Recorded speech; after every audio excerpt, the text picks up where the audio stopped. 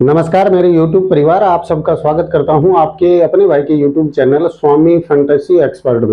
दोस्तों, अगर आप YouTube चैनल पर नए हैं तो चैनल को सब्सक्राइब कर लीजिए और वीडियो डिस्क्रिप्शन लिंक के जरिए आप टेलीग्राम चैनल से जाके जुड़ जाइए ताकि हर छोटी बड़ी अपडेट्स है उसे आसानी से कवर की जा सके। और साथ ही साथ मेरा जो जीएल, मिनी जीएल और स्मॉल लीग का जो टीम आता है वो भी आपको सिर्फ और सिर्फ टेलीग्राम चैनल पर देखने को मिलेगा। दोस्तों, इस आईपीएल में हमने काफी सारे एक्सपेरिमेंट किए हैं, काफी सारा विनिंग भी किया है, पर साथ ही साथ हमने इस आईपीएल में कुछ यूनिक सीखने का बिल्कुल से प्रयास किया है। और आगे आने वाली सीरीज में जैसे कि वर्ल्ड कप आएगा तो उस जैसी सीरीज में हम अच्छा खासा विनिंग करेंगे इन्हीं टिप्स और ट्रिक्स की बदौलत। दोस्तों, अगर मैं बात करूं तो इस आईपीएल में हमारे लिए सबसे बड़ा जो रोड़ा बन के सामने आ रहा है वो आ रहा है इम्पैक्ट प्लेयर।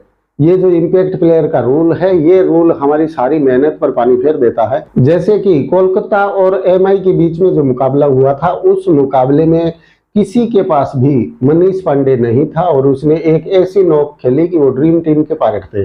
और दुनिया सोच भी नहीं पा रही थी कि इतने मैच होने के बाद अचानक से मनीष पांडे को लाया जा सकता है। सभी लोग चेतन स्कारिया पर जा रहे थे कि बॉलिंग के ऑप्शन उनके पास कम है तो चेतन स्कारिया से बॉलिंग करवाया जाएगा और वो इम्पैक्ट प्लेयर के तौर पर आएंगे। पर कहने का मेरा मतलब यही है कि इस इम्पैक्ट प्लेयर ने सबका गुड़ गोबर कर दिया है। अच्छी खासी विनिंग होते होते रह जाती है। जैसा कि मैं केकेआर और एमआई के जो मुकाबला था, उस मुकाबले में हमने मिनी जीएल और स्मॉल लीग तो बिल्कुल क्लीन स्वीप किया था, पर क्लीन स्वीप करने के साथ साथ एक दुख भी रह गया कि मेरे मात्र 2 प्लेयर ड्रीम टीम में नहीं थे, जिनमें से एक तो था मनीष पांडे, दूसरा था वरुण चक्रवर्ती, जिनको मैं लेने से चूक गया, वरना एक ड्रीम टीम फिर से मैं बना देता जैसा कि मैंने पहले भी वर्ल्ड कप में बनाया था। और मैं उम्मीद रखता हूं कि इस आईपीएल में भी मैं एक बार ड्रीम टीम जरूर बनाऊंगा जैसा कि मैंने वर्ल्ड कप में बनाया था। और उसी तरह से आगे आने वाले जो T20 का वर्ल्ड कप है, उस वर्ल्ड कप में भी मेरा ड्रीम टीम जरूर निकल करके आएगा, चाहे एक ही मैच में निकल करके आए। दोस्तों, चलो हम सीधे मैच पर बात करते हैं और मैच है एमआई और एसआरएच के बीच में। यानी दोनों ही काफी खतरनाक टीमें हैं। अगर उनके बैट्समैन चल निकले तो मानिएगा आप स्कोर है वो कहां से कहां पहुंच जाएगा, इसका अंदाजा न तो कोई फैंटेसी यूजर लगा सकता है और न ही वो टीम खुद लगा पाती है कि हम इतना स्कोर है वो खड़ा कर सकते हैं। तो दोनों ही तगड़ी टीमें हैं, पर फिलहाल अगर देखें तो एसआरएच की जो टीम है वो काफी तगड़ी फॉर्म में चल रही है। पिछले 2-3 मुकाबले उनके लूज पॉइंट जरूर साबित हुए हैं, पर एमआई को अगर देखें तो वो तो लगातार बेड़ा गर्क वाला उनका प्रदर्शन रहा है। कुछ खास प्रदर्शन इस आईपीएल सीजन में उनका रहा नहीं है। तो इन दोनों टीमों के प्लेयर पर हम बात करेंगे, उसके साथ साथ हम बात करेंगे सीवीसी पर, यानी सीवीसी कौन से प्लेयर निकल करके आते हैं और मेगा जीएल और जीएल में सीवीसी सबसे बड़ा रोल निभाते हैं। अगर हमारा ड्रीम टीम भी तैयार हो जाता है तो उससे हम मिनी जीएल तो जीत सकते हैं, पर अगर यूनिक सीवीसी हमारे पास नहीं है तो हम मेगा जीएल नहीं जीत सकते ड्रीम टीम बनाने के बाद भी। तो आज हम इसी पर बात करेंगे। दिल खोल के इस वीडियो को लाइक कीजिएगा। और साथ ही साथ मैं आपसे एक बात और बोलना चाहूंगा, वीडियो को स्किप मत कीजिएगा। ये वीडियो आपके लिए बहुत ज्यादा इंपॉर्टेंट साबित होने वाला है।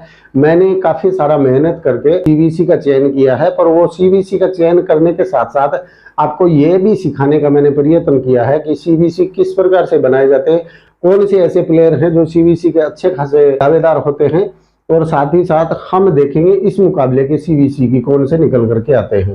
तो अगर सीवीसी का ये पार्ट हमने अच्छे से पढ़ लिया तो मुझे लगता है फिर हमारा जीएल, मिनी जीएल है वो क्लीन स्वीप होगा। तो सबसे पहले देखिए हम एमआई की तरफ से। तो आप देखिएगा, मैं प्रत्येक खिलाड़ी के बारे में आपको खुल के बताऊंगा। वीडियो की शुरुआत में मैंने थोड़ा सा गैप छोड़ दिया है ताकि आप इसका स्क्रीनशॉट आसानी से ले पाए। साथ ही साथ सीवीसी के साथ साथ हम इस पर बात करेंगे कि कौन से प्लेयर का कैसा फॉर्म चल रहा है और वो जीएल, मिनी जीएल या स्मॉल लीग के लिए हमारे लिए उपयुक्त है या नहीं है, ये डिस्कशन भी हो जाएगा। आप वीडियो को स्किप बिल्कुल मत कीजिएगा। तो देखिए सबसे पहले किशन को। तो आप देखिए सीवीसी के पार्ट बने थे वो 6 मैच पहले, 6 मैच गुजर गए हैं, किशन अभी तक सीवीसी के पार्ट नहीं बने हैं। 6 मैच पहले वो सीवीसी के पार्ट बने थे, यानी इनके अंदर क्षमता है सीवीसी बनने की।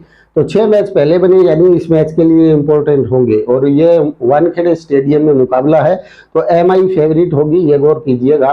इधर से हम देखें तो ट्रेविस हेड और अभिषेक शर्मा है वो कुछ खास कर सकते हैं। इनके अलावा पूरी तरह से एसआरएच की टीम है वो डहने वाली है। और वो मुकाबला भी एमआई को जरूर याद होगा जो कि हैदराबाद में खेला गया था और जिसमें एक बड़ा स्कोर एसआरएच ने खड़ा कर दिया था 277 रन का, जो कि पार नहीं हुआ था एमआई से। तो वो बदला भी लेना जरूर चाहेगा। उसके बाद देखिए रोहित शर्मा को, तो 5 मैच पहले वो सी यानी कैप्टन बने थे और एक मैच जस्ट छोड़ के उससे अगले मैच में वो वीसी बने थे। यानी इनके पास भी काफी पोटेंशियल है और दोनों ही खिलाड़ी इस मैच में सीबीसी के प्रबल दावेदार होंगे।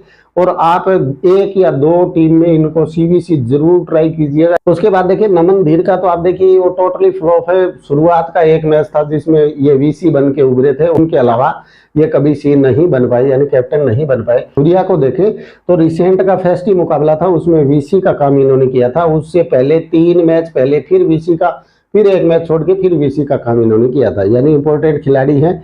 इस मुकाबले में सीबीसी तो शायद ये नहीं बनेंगे और ऊपर का अगर एक बैट्समैन जल्दी आउट हो जाता है तो सीबीसी बन भी सकते हैं, इसलिए नजर इन पर भी रखिएगा। देखिए तिलक वर्मा को, तो 2 मैच पहले ये इन्होंने सीबीसी का काम किया था। 2 मैच पहले ही सीबीसी का काम किया था। इनका टॉप ऑर्डर कोलैप्स हुआ और तिलक वर्मा ने सीबीसी का रोल है वो निभाया था। तो इस मुकाबले में अगर आप कोलैप्स करते हैं ऊपर का तो सीबीसी तिलक वर्मा आपके लिए साबित होंगे, बढ़िया सीबीसी बनेंगे। और उससे जस्ट पहले मुकाबले में वडेरा ने भी 3 मुकाबले पहले वीसी का रोल निभाया था। यानी इन्होंने इतने पॉइंट जुटाए थे कि इनको वीसी दिया जा सकता था आराम से। बात करें हम ऑलराउंडर पांड्या की, तो आप देखिए पांड्या कभी भी सीबीसी के पार्ट इस सीजन में कम से कम नहीं बने हैं। कभी भी सीबीसी का रोल उन्होंने नहीं निभाया है। टीम डेविड भी 6-7 मुकाबले पहले एक बार सीबीसी का रोल निभा चुके हैं, पर तब पूरी तरह से कोलैप्स हो गया था एमआई का टीम और तब इन्होंने ये रोल निभाया था। कोइटजे की बात करें तो 4 मैच पहले ये बीसी बने थे, उससे जस्ट 2 मैच पहले ये कैप्टन बने थे। यानी पोटेंशियल इनके पास भी है। कैप्टन वाइस कैप्टन के अच्छे खासे कंटेंडर होंगे। पांड्या को लोग कैप्टन वाइस कैप्टन बनाना छोड़ चुके हैं,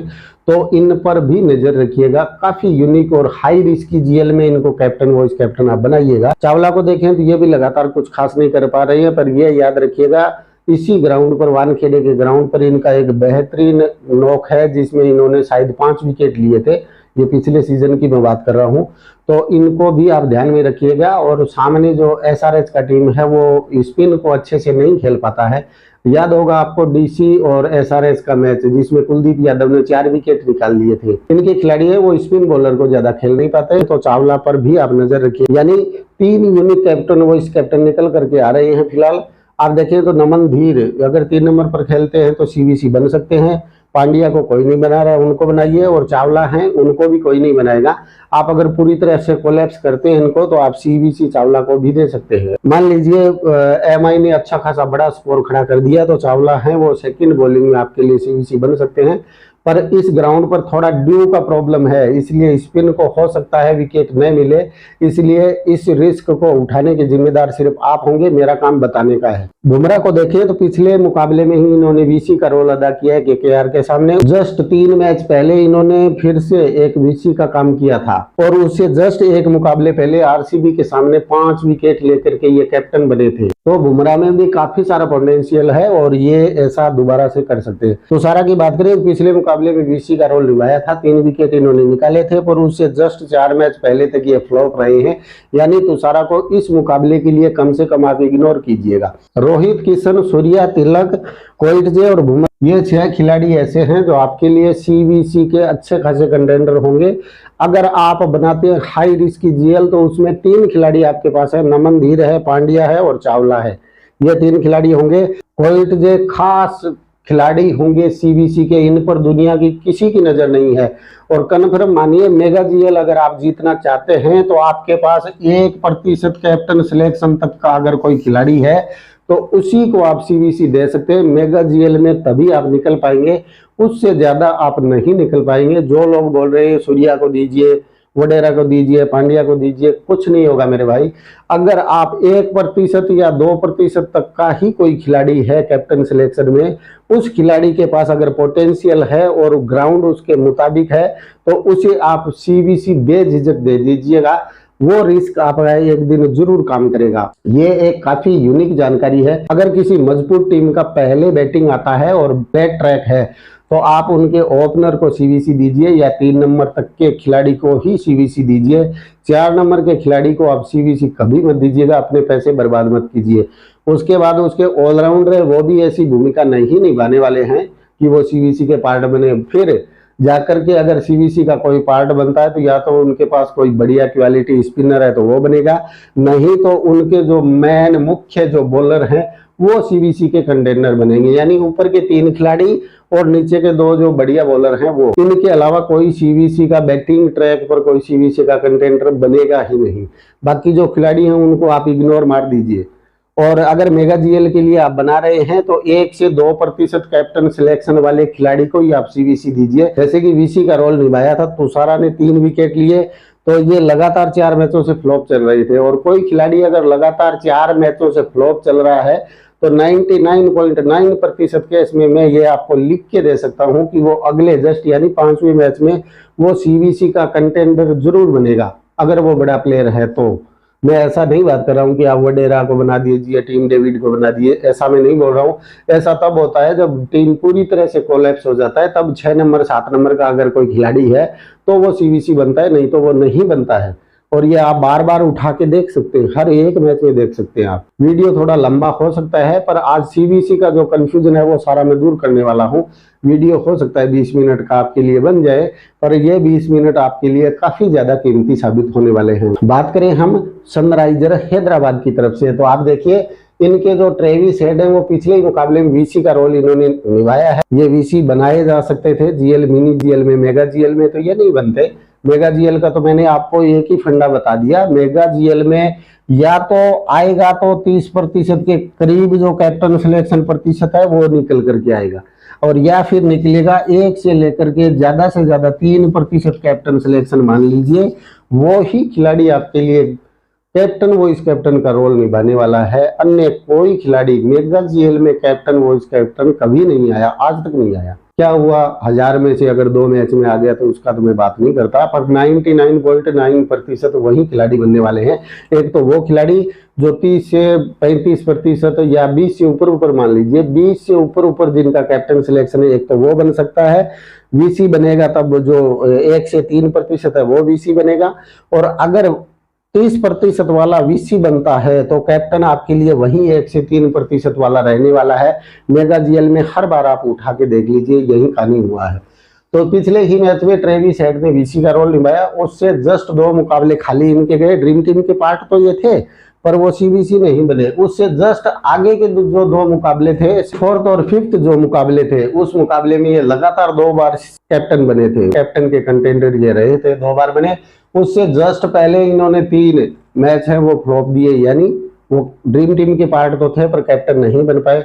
उससे जस्ट अगला मुकाबला है उसमें फिर वो वीसी बने थे। यानी इनके पास पोटेंशियल बहुत ज्यादा है और आप इनको इग्नोर बिल्कुल नहीं कर सकते। ऐसा नहीं सोच सकते कि हम ये चलो ये इनको छोड़ देते हैं, स्टार्ट से वो अच्छा नहीं है, ये नहीं है, ऐसा नहीं कर सकते। आप इनको एक आध टीम में कैप्टन वॉइस कैप्टन जरूर बनाइएगा। वॉइस कैप्टन कम से कम आपको बना के छोड़ना ही चाहिए ऐसे खिलाड़ी को, अन्यथा खाली नहीं जाने देना चाहिए। अगर वो ड्रीम टीम के पार्ट भी रहेंगे तो भी आपके लिए वो बराबरी का काम जरूर करेंगे, यानी आपके 59 जरूर नहीं जाने देंगे वो। अगर देखिए अभिषेक शर्मा को, तो अभिषेक शर्मा को लेते तो सारे हैं, ड्रीम टीम के पार्ट भी वो लगातार बन रहे हैं, पर वीसी या कैप्टन का रोल उन्होंने नहीं निभाया।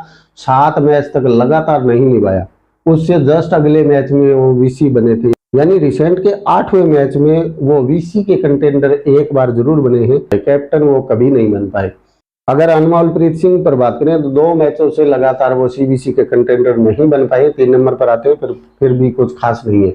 अगर बात करें नीतीश रेड्डी की, तो नीतीश रेड्डी को देखिए दुनिया इग्नोर करती है, लगातार उनको इग्नोर करती है, पर इनका पोटेंशियल देखिए आप। ऐसे ही छुपे रुस्तम खिलाड़ी होते हैं जो आपके लिए अच्छा करते हैं। आप अगर किसी मैच में ये सोच रहे हो कि अभिषेक शर्मा और ट्रेविस हेड है वो फ्लॉप होंगे, तो नीतीश रेड्डी उस मैच में सीबीसी का रोल निभाने वाले हैं, ये कन्फर्म मानिए आप। अगर रिसेंट देखें तो यही सब निकल करके आता है।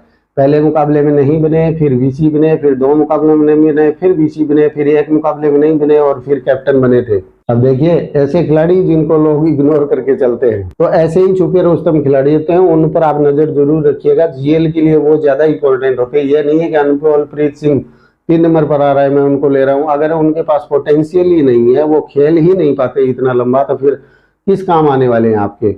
हो सकता है एक आध बार वो ड्रीम टीम का पार्ट बन जाए, पर आप ये भी गौर कीजिएगा जो 1 करोड़ 2 करोड़ 3 करोड़ का जो टीम बनता है उसमें एक आध खिलाड़ी ऐसे भी होते हैं जो ड्रीम टीम का पार्ट नहीं होते, फिर भी वो 3 करोड़ जीत के ले जाते हैं। क्यों ले जाते हैं? क्योंकि वो इन खिलाड़ियों पर ध्यान नहीं देते, ऐसे खिलाड़ियों पर, रेड्डी जैसे खिलाड़ियों पर बिल्कुल से ध्यान देते हैं। अगर बात करें हम क्लासेन पर, तो लगातार 4 मैचों से वो ड्रीम टीम में तो रहे होंगे, पर सीवीसी का रोल उन्होंने नहीं निभाया। 5वें मैच में वो सीवीसी बने थे, उससे 3 मैच पहले वो खाली गए और फिर सीवीसी वो बने। यानी इस मुकाबले में सीवीसी के अच्छे कंटेंडर साबित होने वाले हैं ये। वीसी तो जरूर बनने वाले हैं क्लासेस, क्योंकि 4 मैच लगातार इनके खाली जा चुके हैं। और आप देखें हेड का तो उनका तो कोई खाली नहीं गया, पिछले मुकाबले में वीसी का रोल इन्होंने निभाया है। अब 6 नंबर पर है अब्दुल समद। दुनिया की इन पर नजर भी नहीं होती, आप भी नजर मत रखिएगा, क्योंकि लगातार ये कहानी कुछ ऐसा बयां करके जा रहे हैं। तो इनको आप सीवीसी मत दीजिए, एक आध टीम में आप ट्राई कर सकते हैं। शहबाज अहमद पर बात करें तो 3 मुकाबले इन्होंने खाली निकाले, उससे जस्ट अगले ही मुकाबले में वो सीवीसी के पार्ट बने थे। ऐसे खिलाड़ी सीवीसी के पार्ट क्यों बनते हैं, ये भी एक गौर करने वाली बात है कि 4 नंबर 5 नंबर या 6 नंबर पर आने वाला खिलाड़ी सीवीसी कैसे बन सकता है। तो सीवीसी वो तभी बनते हैं जब उनका टॉप ऑर्डर है वो पूरी तरह से धराशायी हो। यानी आप उसी टीम में उनको सीवीसी दीजिए जिस टीम में आप सोचें कि ऊपर के 3 से 4 बैट्समैन हैं वो बिल्कुल से धराशायी हो जाएंगे, यानी 23 पे 4, 30 पे 4 ऐसी कहानी होगी। उस मैच में वो सीवीसी बन सकते हैं अगर उनका फास्ट बैटिंग है। तो ऐसा आप हर एक खिलाड़ी पर आप नजर रखेंगे, तब जाके जीएल तक आप पहुंचेंगे। अगर बात करें जैनसन की, तो मार्को जैनसन है वो 2 मैचों से लगातार सीवीसी का पार्ट नहीं बने, हालांकि ड्रीम टीम में भी ये नहीं आए हैं। तो तीसरा मुकाबला है वो नजर रखने लायक तो है, पर सीवीसी यहाँ भी ये नहीं बनने वाले हैं। अगर आप चाहते हैं कि ऊपर के 5 बैट्समैन जल्दी से बुमराह या कोहली उड़ा देंगे, तब आप इनको सीवीसी दे सकते हैं, क्योंकि ये भी बढ़िया ऑलराउंडर है, अच्छा बॉल करते हैं और अच्छी बैटिंग भी ये कर लेते हैं।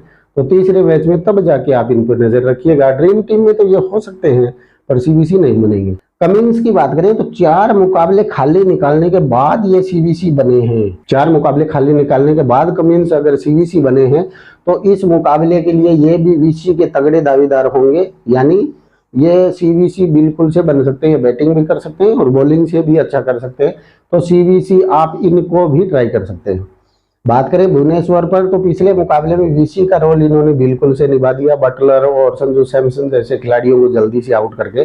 पर उससे पहले लगातार इनके 5 मैच हैं वो फ्लॉप गए थे, तब जाके ये वीसी बने और दुनिया इनको इग्नोर कर चुकी थी। पर आप कन्फर्म मानिए, जिस खिलाड़ी के 4 मैच अगर खाली निकल गए, 4 मैच तक वो बढ़िया खिलाड़ी है और वो सीवीसी का पार्ट नहीं बना, तो जस्ट अगले मैच में आप उनको ट्राई कीजिए, सी या फिर वीसी आप उनको ट्राई कीजिए, वो जरूर निकल करके आएगा। अगर ऐसा बढ़िया कोई खिलाड़ी है तो वो 5वें मैच में जरूर बनेगा। चौथे में ट्राई कीजिए, चौथे में नहीं बनेगा तो 5वें मैच में तो कंफर्म बनेगा, ट्राई जरूर कीजिएगा। बात करें नटराजन की, तो गौर कीजिए, मैं जो बात बता रहा हूँ हवा में बात नहीं कर रहा हूँ, बहुत मेहनत करके मैंने ये सब निकाला है। अगर नटराजन पर बात करें तो नटराजन को गौर कीजिए, 3 मैच पहले ही चौथे मैच में सी बने थे, कैप्टन बने थे। उससे पहले 3 मैच खाली निकाले और ये कैप्टन बने थे। यानी इनके लगातार 3 मैच हो चुके हैं खाली जाते हुए, और इस मैच में ये सीवीसी के पार्ट बनेंगे। अगर आप इनको सीवीसी बनाते हैं तो इधर से इनका टॉप ऑर्डर उड़ा दीजिएगा। टॉप ऑर्डर में आप एक में किशन को लिया, एक में सूर्या को लिया, एक में रोहित को लिया, ऐसा कुछ आपको करना पड़ेगा। फिर टीम डेविड वडेरा, तिलक पांड्या का रोल आने वाला है। ये सीवीसी लगातार बन रहे हैं तो ये बनेंगे जरूर। 3-3 मैच खाली निकाल के ये सीवीसी बन रहे हैं, इस मुकाबले में ये बन सकते हैं। तो ट्राई करना आपका फर्ज बनता है। और आप सोचिएगा, अगर इस मुकाबले में नटराजन नहीं बने कैप्टन, वाइस कैप्टन, तो जस्ट अगले मुकाबले में तो आप मुझसे लिखवा के ले लीजिए, बनेंगे जरूर। तो ऐसे ही बारीकी से नजर रखिए हर खिलाड़ी पर। अगर देखें जयदेव को, तो जयदेव उनादकट 2 मुकाबले खाली निकाल चुके हैं, 2 मुकाबले पहले ये वीसी बने हैं। यानी इस मुकाबले में कुछ खास ये करेंगे नहीं।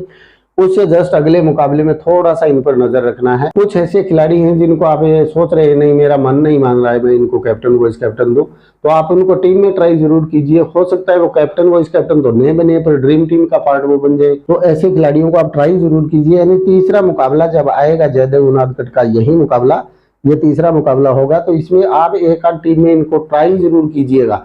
सीबीसी मत बनाइए, कोई बात नहीं, इनको सीबीसी तो आप नहीं दे सकते, पर इनको ट्राई जरूर कीजिएगा, टीम में जरूर ट्राई की दीजिएगा जयदेव उनादकट को। तीसरे मैच में जाते जाते ये फिर से सीबीसी या ड्रीम टीम का पार्ट बनेंगे। तो ये तो सब बात हो गया इन सीबीसी और कौन से बढ़िया खिलाड़ी है उन पर बात हो गया।